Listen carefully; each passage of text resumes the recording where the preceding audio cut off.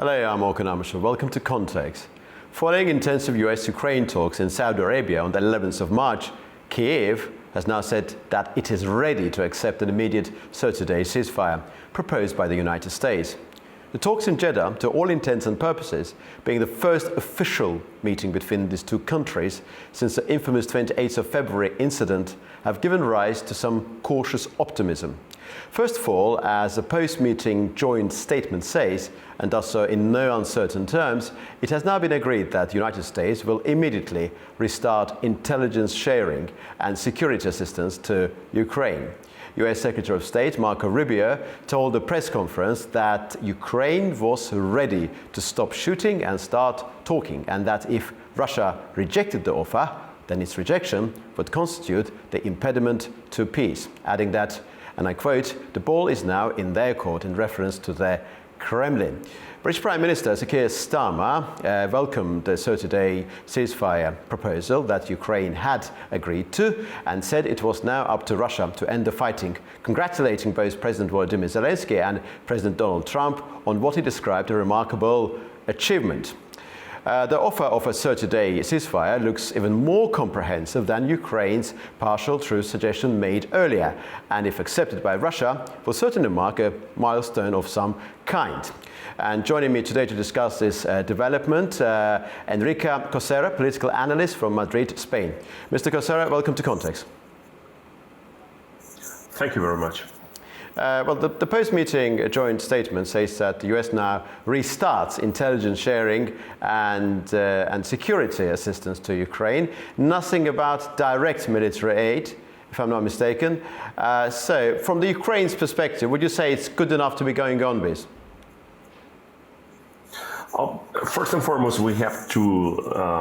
I think it's important to highlight that Poland recently, minutes ago, just confirmed that the military aid through Poland from the United States has been resumed. Okay. Which means it's not only a question of, okay, my communications, my intel are back, but I also have means to fight. At the same time, Ukraine is saying, okay, 30 days truce is gonna be fine, and we can deal with that.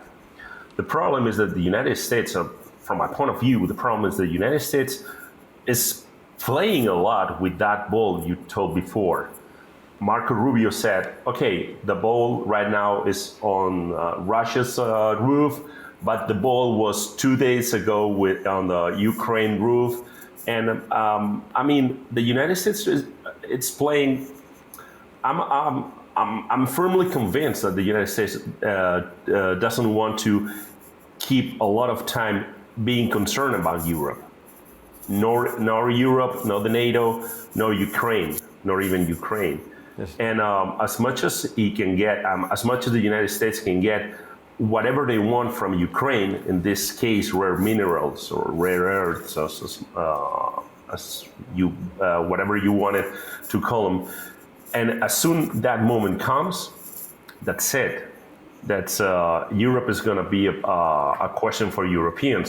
Paraphrasing, I think it was James Madison, American for the Americans. No, James Monroe, American for the Americans, Europe for the Europeans.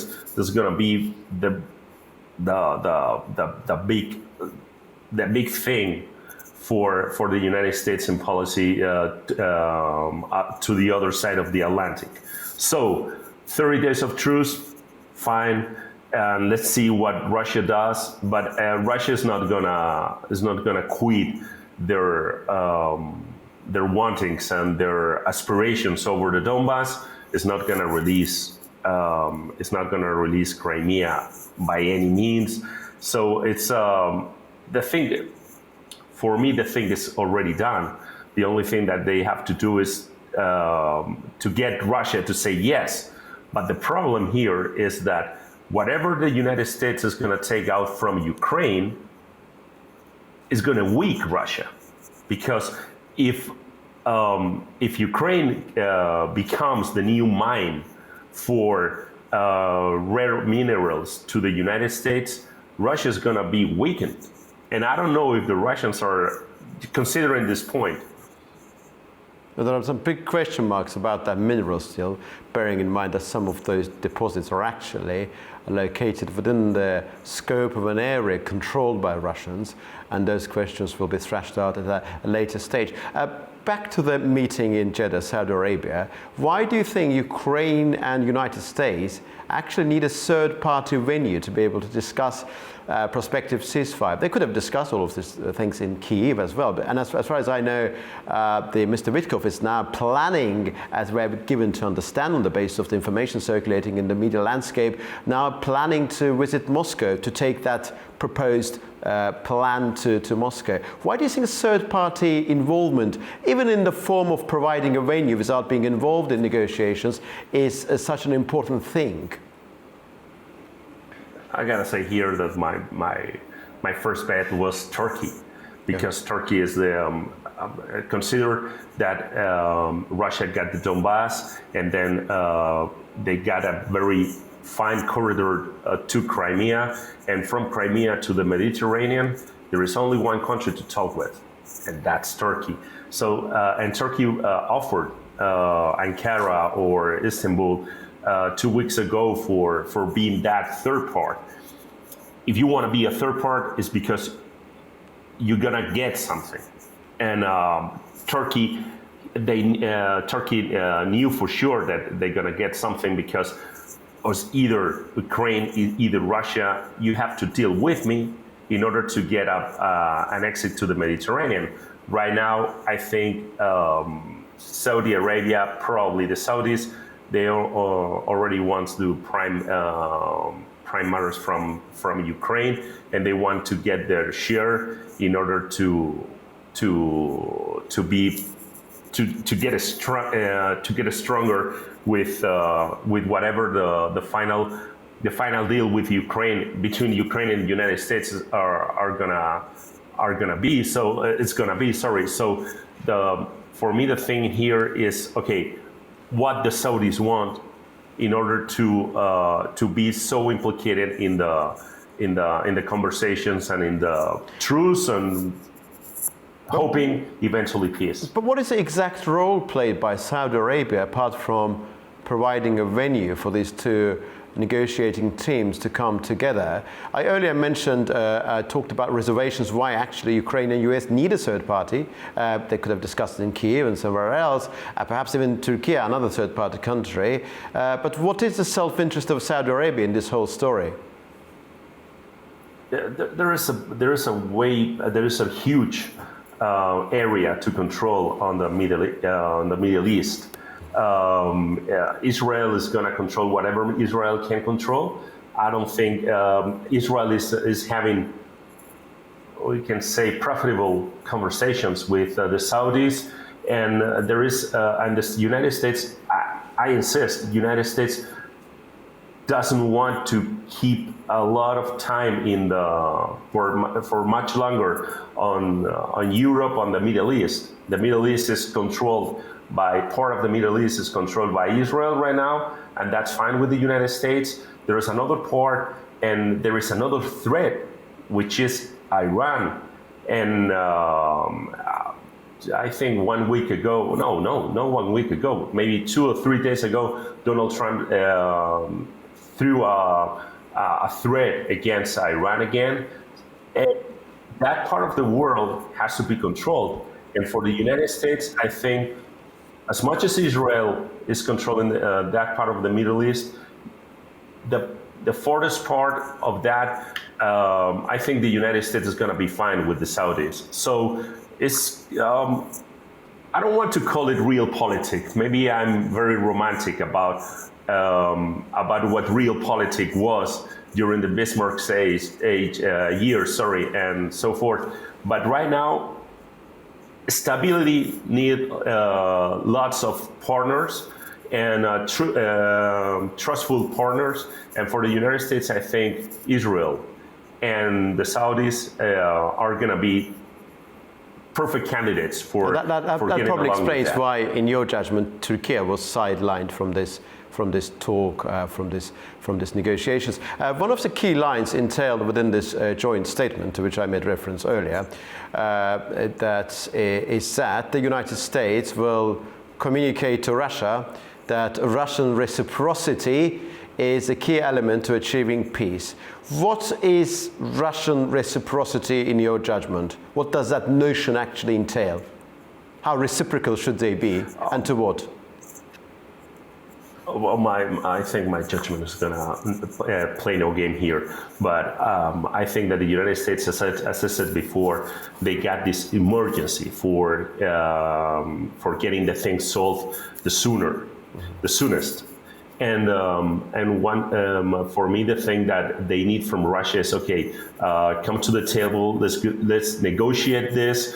I got what I want from Ukraine, which are the minerals and making Ukraine my new mine, and you're gonna get yours, which is the Donbass and Crimea.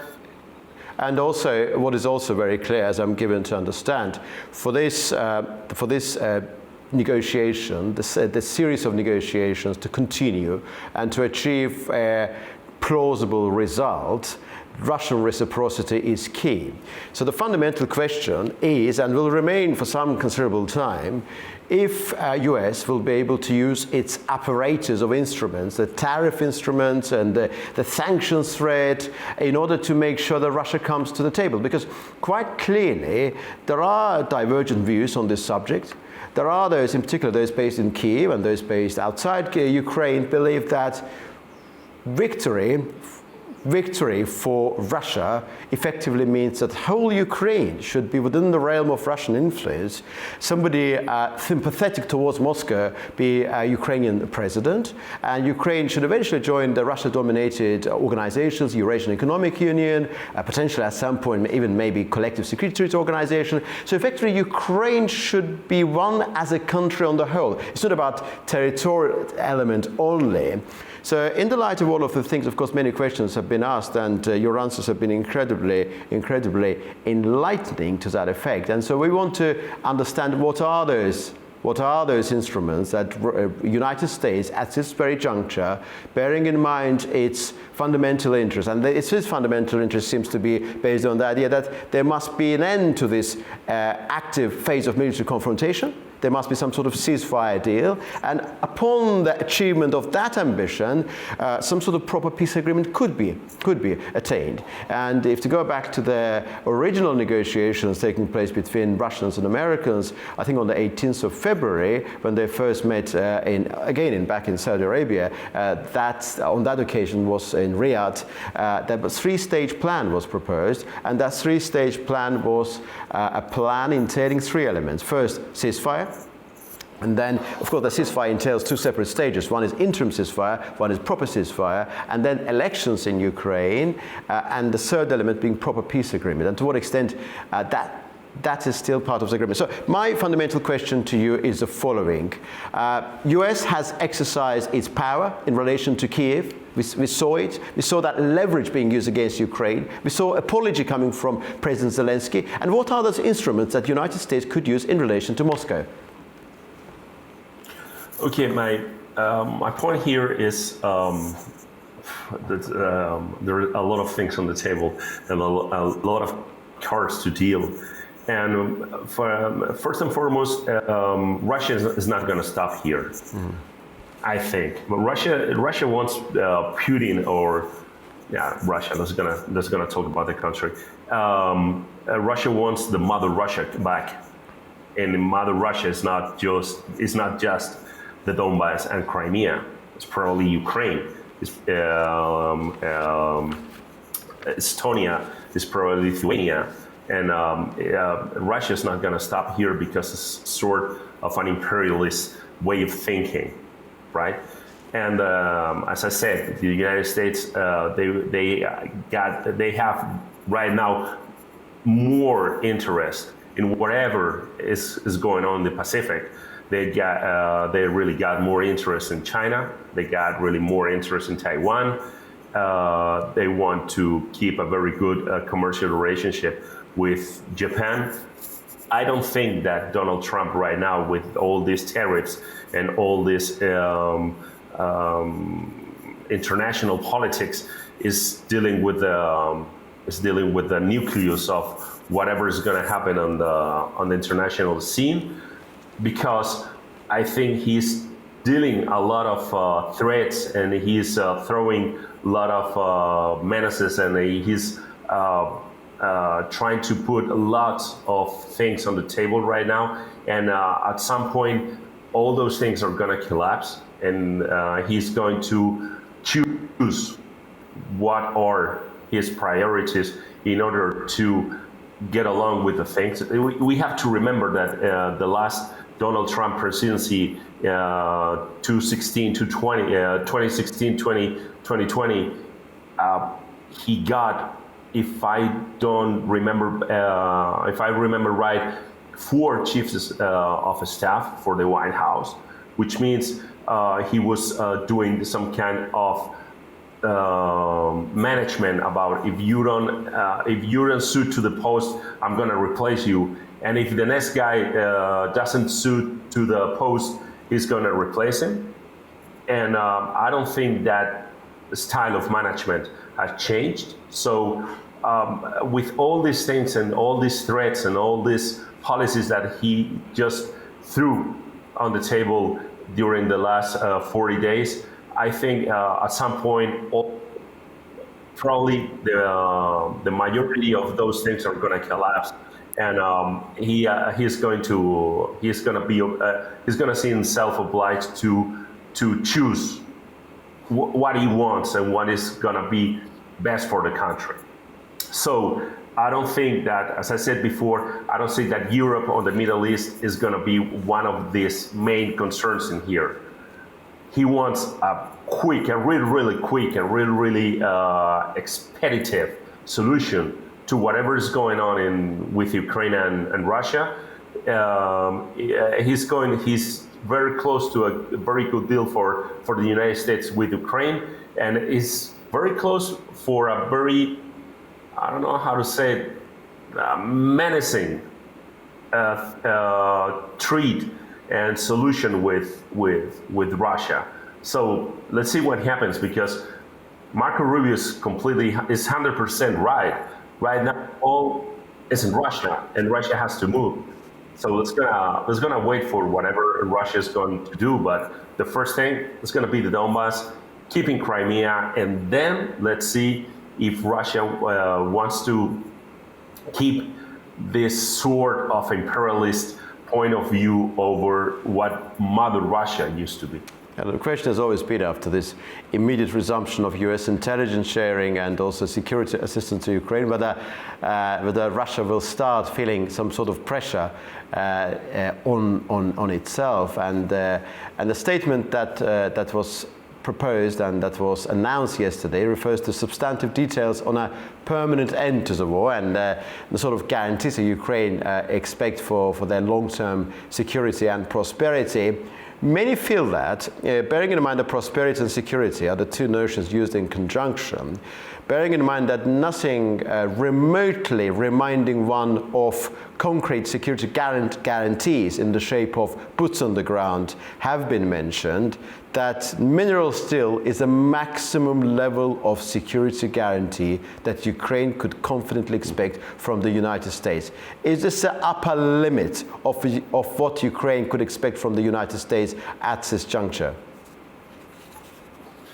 It's a guarantee of security. It's a guarantee of safety right now. If you become my client or you become my provider, I don't want anything bad happens to you. So the best guarantee that Ukraine can get from not being more invaded or invaded again from Russia is going to be being a customer, being a provider for the United States. And I think that the United States is going to put NATO look into Ukraine, because I don't think Ukraine is going to be part of NATO anytime soon, or anytime on the middle on the middle time from now. I'm sorry for United States is interjecting. gonna- How purely commercial arrangement, and mineral still seems to be a commercial arrangement, can prevent Russia from taking some actions in future against Ukraine? Do you think that just having American workers on the ground would deter Ukraine? I'm just currently, when I'm asking this question, I'm thinking from the perspective of how Ukrainians would consider this subject, because President Zelensky, back on the 28th of February, when he had this encounter with Donald Trump, said that there were many US entities in those parts of Ukraine which are currently under Russian control, de facto control, and the American entities being there did not deter Russia from assuming control over those sections of Ukraine territory. Why do you think that mineral steel will be different? I think that we are talking here about two separate things. One is Ukraine as a U.S. provider, and I think that is going to give some sort of, as I said, safety to Ukraine in order not be invaded again from Russia, right? And the other part is, okay, let's gonna keep Ukraine steady as much as we can, and then let's gonna talk about other things. Let's gonna talk about U.S., Russia, China relations. Let's gonna talk about tariffs to Russia, commercial routes used by Russian ships.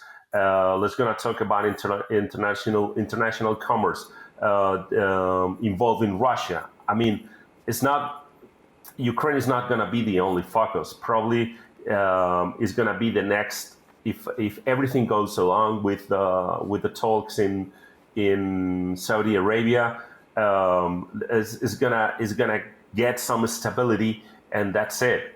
But there are a lot of things that they have to talk about, United States and Russia, and that involves China as well.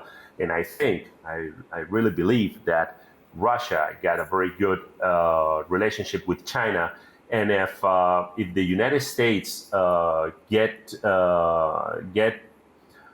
get Russia to be on their debt, probably the United States can use Russia to ask for some favors to deal with China. And Ukraine, the solution to the Ukraine thing, and the solution to the Ukraine war is not going to be just okay, we're going to protect Ukraine from the Russia menace in order to get stability on the country. You're my provider. I have to assure you that stability.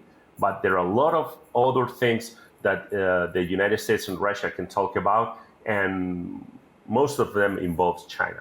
Indeed. Mr. Cossaro, thank you very much indeed for this interesting conversation.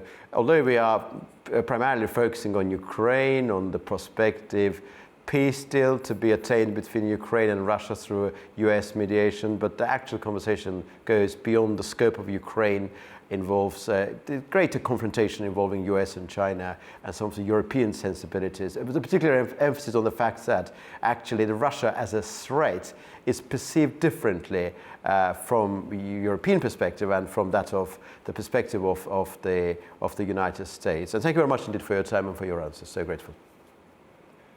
My pleasure. Thank you very much for having me. This was Enrique Cossaro, political analyst who joined from Madrid, Spain. We discussed the latest meeting that took place in Jeddah, proposed ceasefire deal, and to what extent Russians eventually will emerge to be receptive to this plan. See you very soon indeed.